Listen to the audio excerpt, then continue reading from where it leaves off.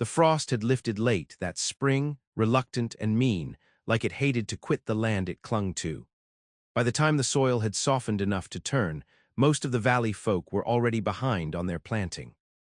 For Alma Heron, it meant more than missed grain.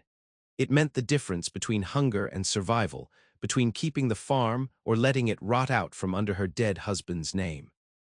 She rose before the light did, as she'd done every day since Caleb passed 2 winters ago, slipping her boots on over wool socks and wrapping herself in her husband's old canvas coat. It hung loose on her shoulders, the sleeves brushing past her fingertips, but the smell of tobacco and sweat in the lining reminded her of firmer days.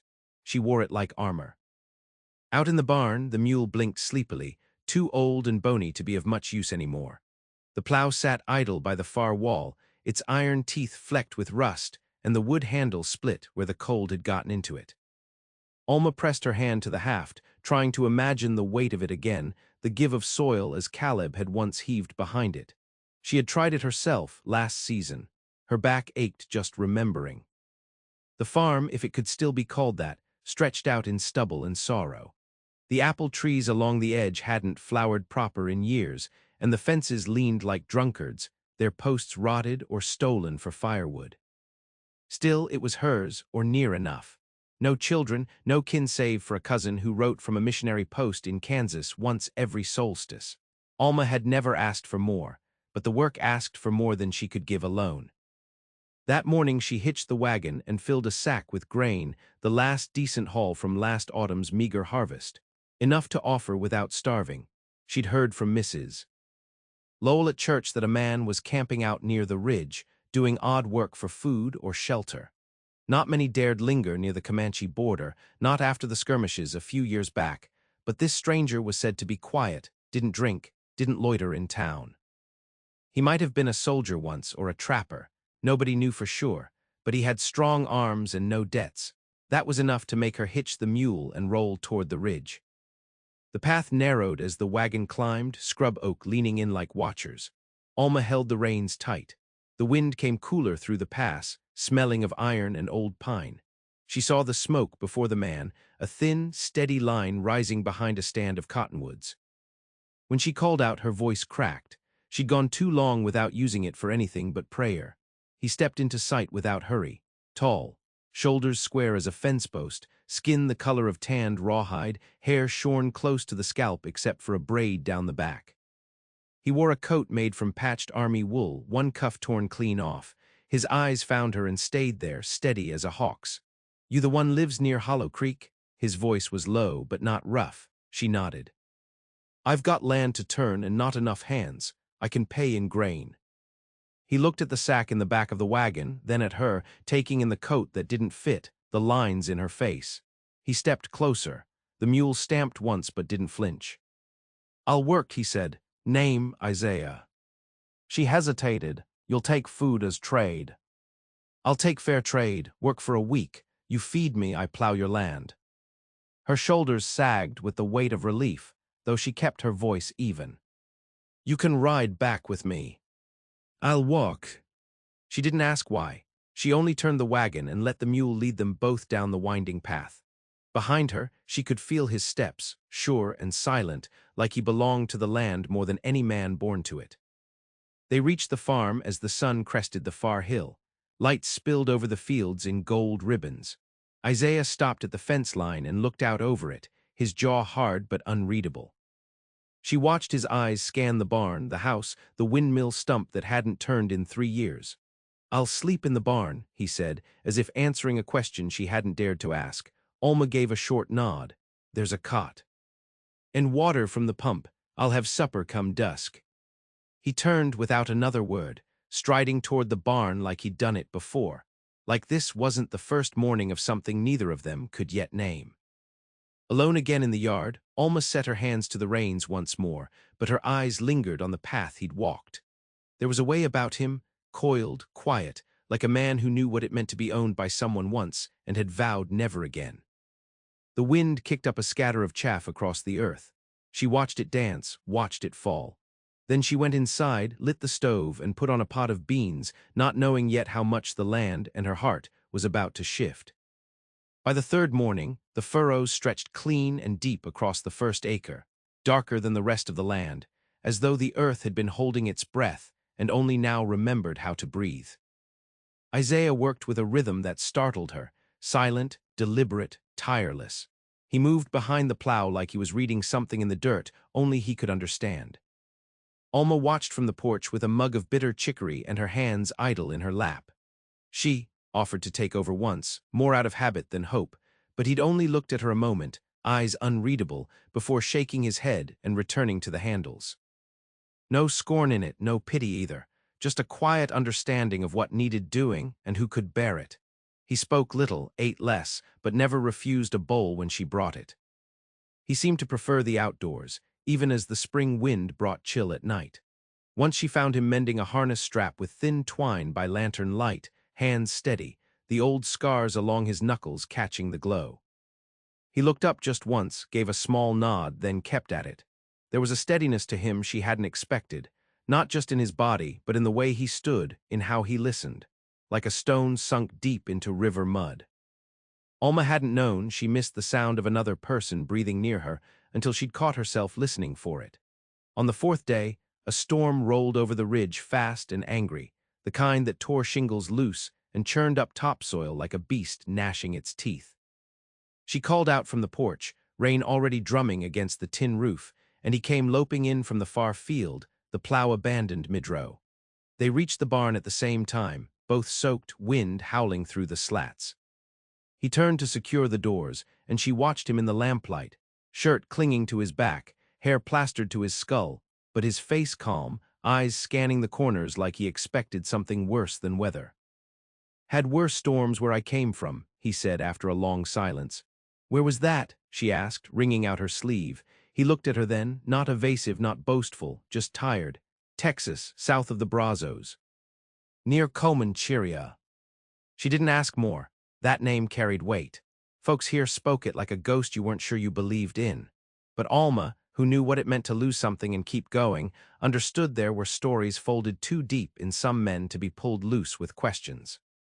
Instead, she pulled down a tin of salt pork and set it on the feed barrel between them. He took it with a quiet thanks.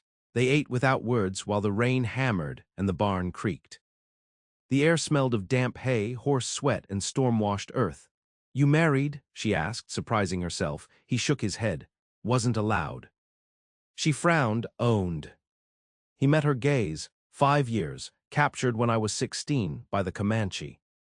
Then sold to a settler family when they didn't want to keep me, worked cattle, fought in the war after, been walking ever since. Alma didn't flinch, but the words settled in her chest like iron filings. "My husband died during the freeze," she said. "Went out to chop wood. Ice broke under him. They found him 3 days later, washed downriver." He looked at her then, not with pity but recognition. That same steady silence that felt like shelter. She stood slowly, brushing off her skirts. "Storm'll pass by morning. Soil'll be heavy, but we'll finish the north field if we start early." He gave a slight nod. She turned to leave, but paused at the barn door, hand on the latch. "Thank you," she said, voice soft. "For what?" "For coming." He didn't answer, and she didn't need him to. Some things settled better without being said. That night, with wind still scraping the window panes and the mule shifting restless in the barn, Alma lay awake staring at the ceiling. The space beside her stayed cold. It always had since Caleb.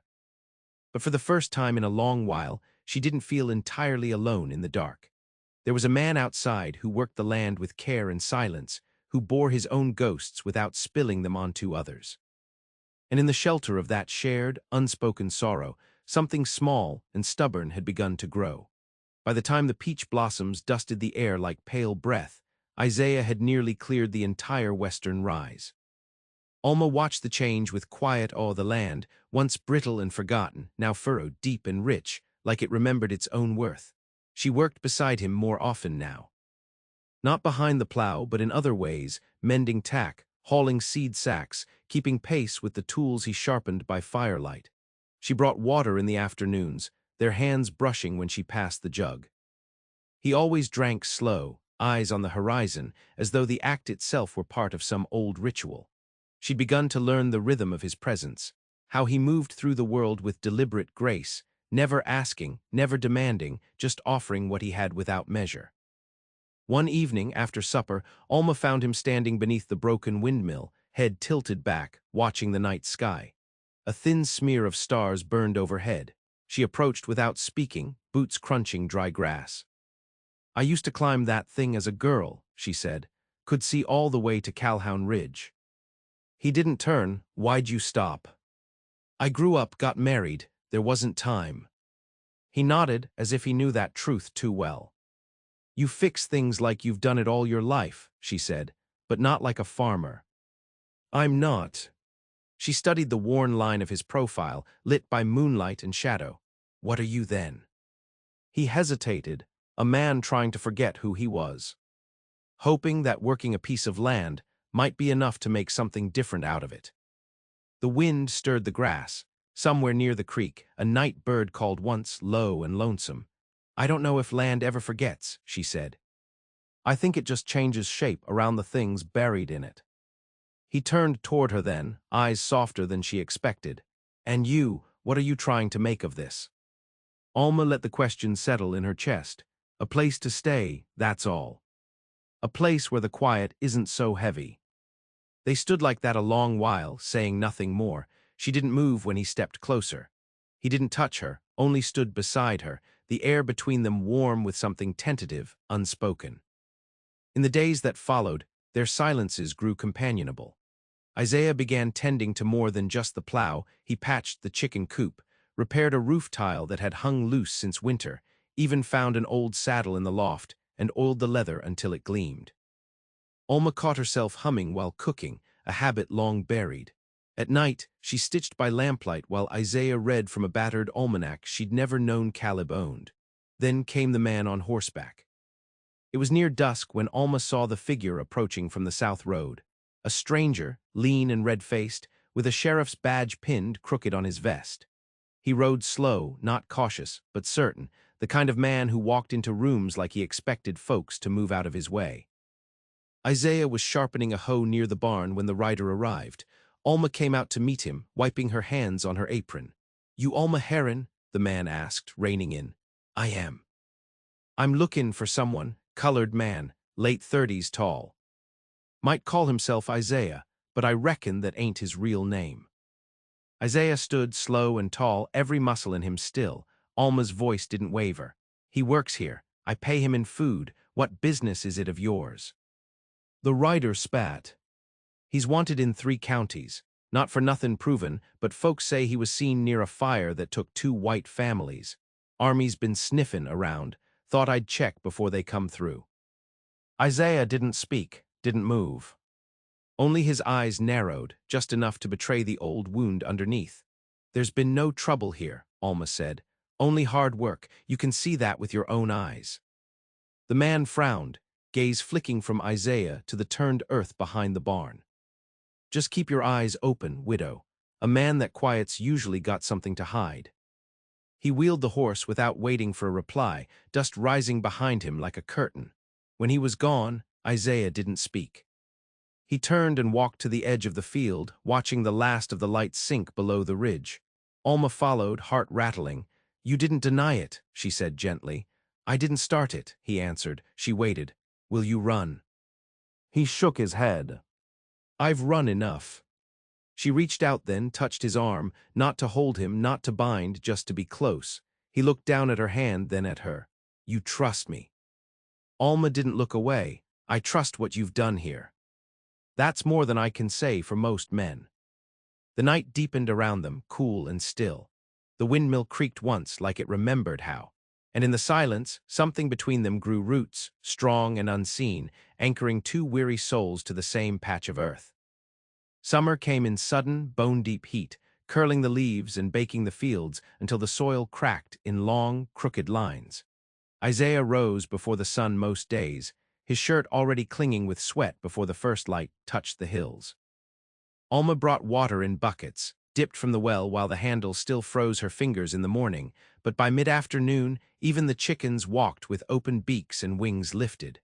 Still, the corn took. Rows of it grew tall and stubborn under Isaiah's steady care. He spoke to the stalks sometimes, not in words but in breath and motion, walking slow between them, brushing his fingers along the leaves like he was checking a fever. Alma watched from the porch, rubbing a damp cloth across the back of her neck. Every inch of that field had been coaxed back to life, not forced, not tamed, just listened to. One morning she found a handful of wildflowers on her windowsill. Bluebells and tiny white prairie stars. Nothing said. No names scratched on a note. Just a soft weight of color where her hands reached each day to draw the curtain. She didn't ask, she didn't need to. Trouble came again on the 6th Saturday. 2 riders this time, not lawmen, not even polite about pretending. They came at noon, dust-caked and stinking of sweat and distance. One had a long rifle across his back, the other, a hat pulled low over eyes that didn't blink enough. Alma stood with Isaiah at her shoulder as they rode up the path. "We're looking for a man," the lead rider called. "Goes by Isaiah. Real name don't matter. Heard he's been seen around here." Isaiah didn't move. Alma took a step forward. "He works this land, doesn't answer to you." The second man chuckled. "Don't answer to nobody." "That right, boys." Isaiah's jaw tightened just slightly. "Why don't you two go on back where you came from?" Alma said. "There's no bounty here." "Funny thing," said the first rider. "We ain't here for money. We're here for remembering. Fella like him left a trail once. Folks don't forget that kind." Isaiah stepped forward then, slow and sure. "I didn't leave no trail. You just keep following your own ghosts." The words landed like stone. The men watched him. Then, as if by some silent agreement, turned and rode off. No threats, no farewells, just the weight of something unfinished dragging behind them like shadow. That night, Isaiah didn't go to the barn. He stayed by the porch, where Alma sat shelling peas in the dark. She didn't ask what came next. She simply moved over on the bench and let the silence open wide enough for both of them. "I dream sometimes," he said finally, "of a fire that didn't start with me, but followed me all the same." She didn't speak, just reached for another pod, worked it open with her fingers. "I tried to save a boy once, after the raid. He was white, but he didn't know, raised by the same people who held me. I pulled him from the smoke, dragged him clear. Town folks didn't see that. They just saw me walking away." Alma dropped the pea pod into the bowl. "You don't owe me your stories." "I know, but they press on my chest at night." She turned to look at him. "You want to go?" His eyes met hers. "No, not unless you ask me to." She shook her head. "You've given this place back its breath. I'd be a fool to send you from it." He looked down at his hands, dirt in the creases, nails black with the day's labor. "Still don't feel like mine." "It could," she said, "in time." He stood slowly. "Then I'll stay. As long as I'm needed." Alma nodded once. "Then we'll see this harvest through together." As he turned toward the barn, she watched his shoulders ease just slightly, like a burden had shifted from the center of him. The stars blinked open above the fields. A cricket sang in the grass, and in that hush, Alma knew they had crossed some quiet threshold, not of love, not yet, but of trust. A seed planted deep in the dark, waiting for the moment to rise. By early harvest, the corn stood shoulder high, tasseled and gold at the tips, swaying like hymn singers in the wind. Alma ran her fingers over the ears, testing the weight, and found them full. There was grain enough to see her through winter twice over, and more still ripening on the vine. The soil had given more than she asked, because of him. Isaiah built a smokehouse in the lean of the barn, stacked with alder and hickory from a fallen tree he'd cut clean with one blow. He didn't speak of the riders again, nor did they return, though Alma sometimes saw shapes on the far hill come dusk, too still to be deer. She learned not to look too long. Some afternoons, they worked in tandem. She pulled weeds with a rhythm he matched by hauling sacks, loading the wheelbarrow, or breaking ground for another row of beans. Their words, when shared, were brief, but the air between them held a rhythm all its own. Like rain falling into a steady basin. One day, while washing up at the pump, Alma caught him watching her hands. Hers were calloused now, dirt embedded in every crease. But his gaze wasn't of pity or shame. It was something warmer, quieter, something that asked permission without sound. That night she invited him to supper, not in the barn, not from the porch, but inside. She set 2 places at the table, lit the lamp, stirred a pot of beans with smoked ham and set fresh cornbread beside it. When he entered, he hesitated, eyes scanning the room like he was stepping into memory. "You sure?" he asked. Alma pulled out the chair across from hers. "I wouldn't ask otherwise." He sat, the meal passed in soft clinks and slow bites. At one point, he reached for the butter, and their hands touched briefly, but neither pulled away. Later, when the lamp had dimmed to a glow, and the cicadas began to hum through the cracked window, he asked in a voice rougher than usual, "You ever think about leaving this place?" She folded her hands in her lap. "I did once, after Caleb. Thought maybe I'd ride out to Kansas, see my cousin, but the idea of starting over felt heavier than staying." He nodded silent. "And you?" she asked. He leaned back, eyes on the flame. "Everywhere I go, I'm still in the same skin. Doesn't matter where I stand, the past follows." She looked at him a long moment. "Maybe it does, but it don't have to decide everything." They sat a while after, neither speaking. When he finally rose to go, she walked him to the door. He lingered a breath too long, as though words waited behind his lips, but none came. Just a nod, and then his boots on the steps, fading toward the barn. The next morning, Alma found a set of carved wooden buttons on her porch rail. Smooth, polished, each shaped like a different seed: bean, corn, sunflower. She held them in her palm for a long time. He had seen the worn fastenings on her coat, the way she clutched it tighter in the wind. Later that day, she wore the coat down to the barn, unspoken thanks glinting in her eyes. He looked up from mending a wheel, saw them sewn into place, and gave a small smile that lived in the corner of his mouth, fragile and real. That afternoon, he came to her with an old deed, land passed down from a settler who'd long since vanished, the boundaries bordering hers. He traded work for it 3 towns over, kept the papers folded under his cot. "It's good land," he said, "untouched." She studied the paper, fingers running over the name not yet scratched out. "You plan to build?" she asked. "In time, when the wood's right, when I can afford a roof." She looked up. "I've got more nails than I'll ever use." He nodded once and they said no more. In the days that followed, he began marking the edge of the rise with stones. Nothing grand, just a line, a start. She watched from the window, fingers curled around a mug. A home rising in quiet pieces, just like the one he'd begun to build with her. And though neither of them spoke the word aloud, the shape of it had begun to live between them, something strong, slow-growing, and certain as the turn of season. The first frost came with no warning. One morning the earth was soft, the next it was silver-edged and stiff beneath the boots. Alma stood at the edge of the field, scarf wrapped tight around her neck, and watched the corn stalks bow under the weight of ice.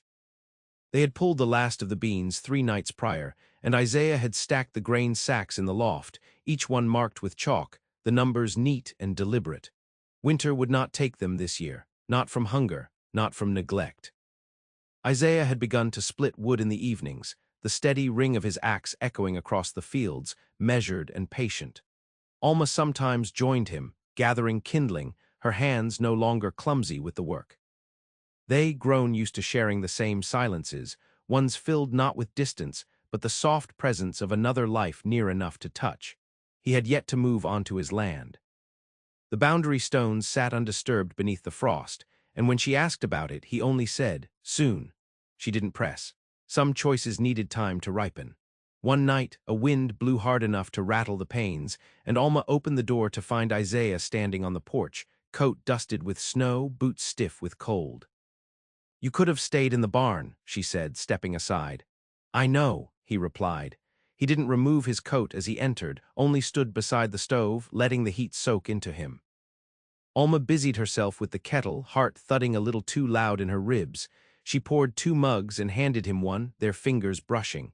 "I saw you leave something at the stones," she said after a moment. "A feather," he murmured, "from a hawk. Used to mean protection. For you. For what I want to build." She studied him carefully. The lines of his face were softer in firelight, not younger, but less burdened. "And what is it you want?" His eyes held hers steady. "A place that don't turn me away when I knock." Alma's throat tightened. She set her mug down slow. "This house has 2 rooms," she said. "Been that way a long while, one for the past, one for what's next." His face didn't change, not at first. But then she saw it, a breath drawn deep, like he'd stepped from the cold into a place he hadn't dared believe still existed. "I don't come with light things," he said. "There are years on my back that don't lift easy." She stepped closer, placed her hand just above his heart. "Then set them down a while. There's room for both of us to carry." Isaiah looked down at her, and for the first time he touched her, not out of need, not with hunger, but with reverence. His hand cupped her cheek like he was memorizing the feel of something he'd thought lost to the world. She leaned into it, eyes closing, breath steady. No words passed between them, just that shared, sacred hush. By morning he stayed. His cot in the barn was empty, the door to the second room cracked open, the smell of coffee and wood smoke warming the air between them. Snow fell thick that week. The fields disappeared beneath a soft white hush. Alma and Isaiah worked side by side to insulate the coop, to haul water when the pump froze, to tend the hearth. The world outside faded to stillness, but inside the cabin, life moved in small, beautiful ways. Shared meals, mended gloves, the rhythm of 2 bodies learning the weight and grace of each other. One morning, deep in January, Alma woke to find Isaiah already at the stove, stirring a pot, humming low. She came to stand beside him, her hand slipping into his, and for a moment they simply stood there, eyes meeting, the hush between them no longer something to fear, but something to trust. They had built something that could not be seen from the road, could not be measured in deeds or crops. It lived in the daily presence, the choices made and remade to stay, to endure, to forgive. It lived in the scarred hands that found one another across the table, in the sound of footsteps returning each night, in the slow, sure breath of a house no longer hollow. Home, at last, not a place, but a bond. And in it a future carved from frost, firelight, and the long, hard work of healing.